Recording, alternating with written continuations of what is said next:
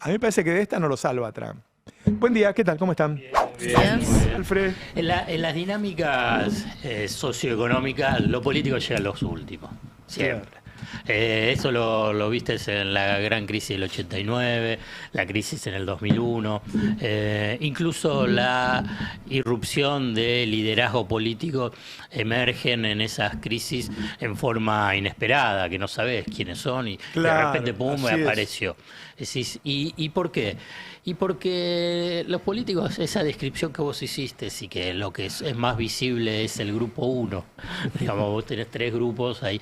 El grupo 1 es el más visible, es el que después queda marginado en ese cambio político que se da. Y entonces, pero mientras se va acomodando y no piensa que le pueda afectar, además porque tiene resuelta su vida, digamos, quienes están en ese sector. Lo notable con esta descripción que vos hiciste muy precisa de cada uno de los campos, ¿cómo los analistas o periodistas o economistas pueden decir que hay estabilidad macroeconómica? A mí me llama la atención porque puedes decir, qué sé yo, la está enfrentando, es algo débil, Claro. o tiene dificultades, pero sostienen una y otra vez que existe estabilidad macroeconómica. Ese es el discurso libertario y que ayer fue reafirmado con el dato del EMAE.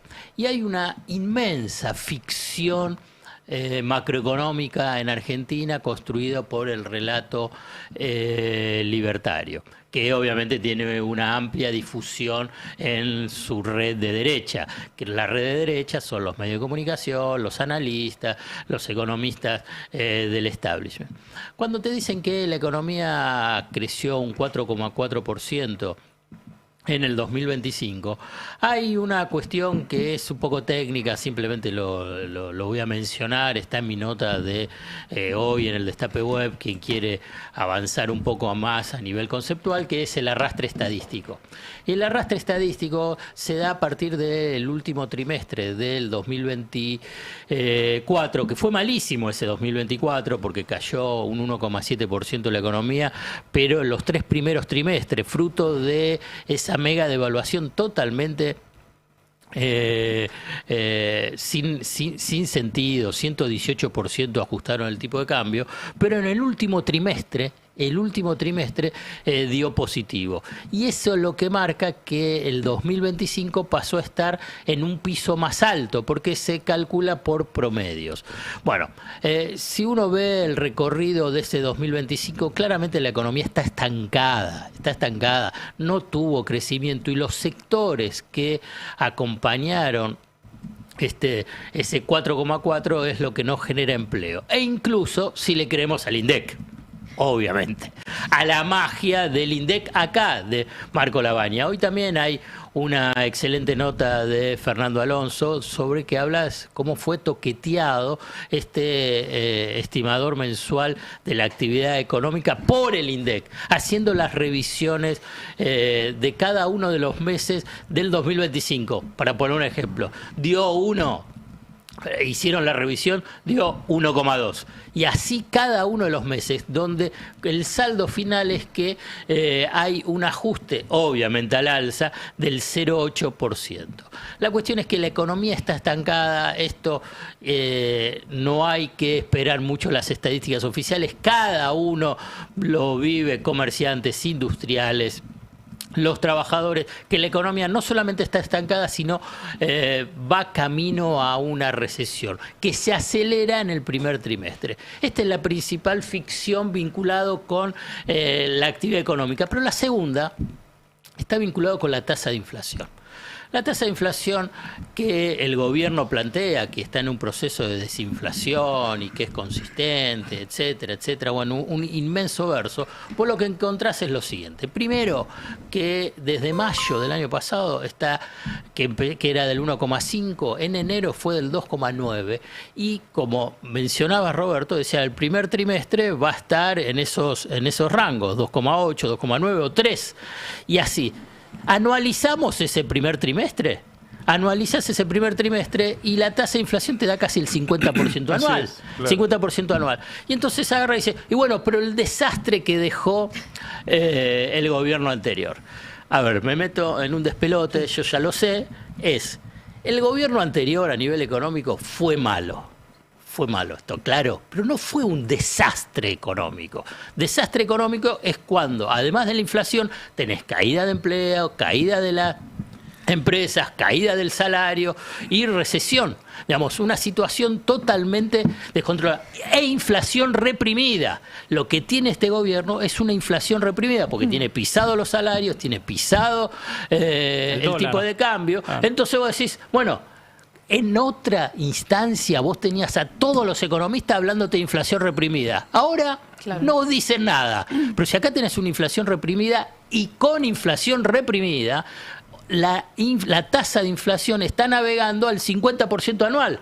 Y entonces, ¿cuál es la tasa de inflación que dicen, es terrible, vinculada con la que dejó Alberto Fernández y Sergio Massa? Que a todo esto ya es tiempo para que salga y hable algo, digamos, Sergio Massa, para tratar de interpretar qué es lo que pasó en ese 2023, que es muy importante para no caer en distorsiones en el análisis actual. Ese 2023 lo tenés que dividir en dos, o sea, hasta agosto y de agosto a diciembre. Y diciembre separándolo, porque diciembre es de Milei, aunque no le guste, aunque digan que no, es de Milei. ¿Por qué? Porque hizo un ajuste el tipo de cambio del 118% y llevó la tasa de inflación al 25%. Esa no es de Alberto Fernández y Massa. Entonces, ¿cuál fue la tasa de inflación de enero a noviembre del 2023? El 143%. Creo que sí, que yo lo calculé bien, 148%. Pero entonces vos tenés, vuelvo a repetir, es malo, pero ese 148% también lo tenés que dividir. ¿Por qué? Porque desde agosto fueron las PASO. ¿Y quién apareció en agosto? Milei. Y Milei fue... Decía que el peso era excremento. Peso es excremento, que iba a dolarizar y que iba a quemar el Banco Central. ¿Qué es lo que genera esa frase en un candidato que es sorpresivo y que podía ser presidente? Una corrida y ajustes preventivos del tipo de los precios. No hay otra. Y eso es lo que sucedió. Hubo corrida y por consiguiente traslado a precios. Entonces vos lo que tenés en cada uno de los meses siguientes, que la tasa de inflación iba del 6 al 8% en el primer semestre, saltó ya al 10 y 12%. Claro. Y entonces eso también es Milei. El FMI lo obliga a devaluar. Devaluar en agosto. Ahí está, es otro dato muy bueno. Entonces, ahí te cambió. Entonces vos decís, bueno, ¿cuál podemos decir la tasa de inflación de Alberto Fernández y Massa? Bueno, era el 90% anual. Ahora ya está corriendo al 50%. Pero un dato adicional. ¿Qué pasó en el 2022? Guerra Rusia-Ucrania. ¿Qué es lo que pasó con el precio de la energía? Se disparó. 1000%. Bueno, se disparó. Eso tiene impacto en precios. Claro. ¿Qué pasó en el 2023? Sequía. ¿Qué es lo que pasó? La mayor sequía en un siglo. Y además, sin anclas antiinflacionarias fuertes durante ese periodo. Pese a todo eso tenías el 90%. Acá no tenés ninguno de esos shocks externos negativos, al revés, son todos positivos, incluyendo lo de Trump, y con anclas antiinflacionarias muy fuertes. El tipo de cambio y el salario. Y la tasa de inflación corriendo al 50% anual. ¿Dónde está el éxito de Milei? ¿Dónde está la estabilidad macroeconómica de Milei? ¿Dónde está la desinflación de Milei? Es la gran ficción libertaria que propios y extraños la capturan y la repiten. Y bueno, si todos la repiten, pasa a ser que la sociedad pasa a repetirla. Entonces dice, bueno, sí, me echan, pero y no aumentan los precios. Entonces, ¿cómo es? Entonces, tiene ese doble engaño en la sociedad. Sé que es difícil, que uno va a contracorriente, pero a mí me parece importante intervenir sobre ese debate, incluso para los que son opositores, porque si no, ¿qué es lo que cae? Ah, destruye. Y sí, todo lo otro era un desastre. Mira, era difícil, yo no estoy diciendo que no, porque había interna poli, bueno, ya todo lo que saben, no estamos diciendo que era bueno, pero no era un desastre terminal. Esto que estamos viendo en este momento, nosotros tenemos un contador, echan a un trabajador cada 4 minutos. Lo pusimos el viernes, van 1.809 trabajadores. Esto no pasaba. Claro. Esto no pasaba. La cantidad de empresas que caen, pero emblemas históricos de la industria argentina, el Jimmy. El Jimmy. Pensé que ibas a decir Fate.